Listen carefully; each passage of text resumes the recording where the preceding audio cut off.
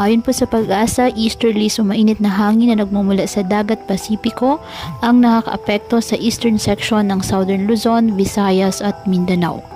Wala naman pong bagyo o low pressure area na minomonitor sa loob ng ating Philippine Area of Responsibility na maaaring makaapekto sa ating bansa.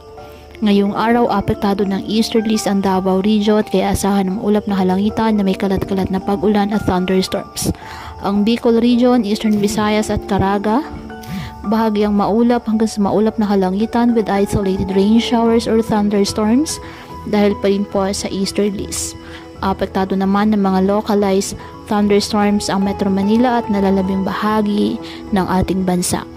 Kaya patuloy pa rin po natin na pinag-iingat ang ating mga kababayan sa banta po ng mga posibilidad ng pagbaha at pagguho ng lupa, lalo na kapag may malalakas na ulan.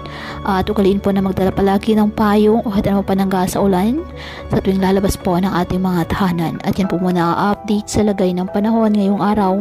Muli patuloy po tayo na mag-ingat at palaging tandaan, God loves you. Stay safe and God bless.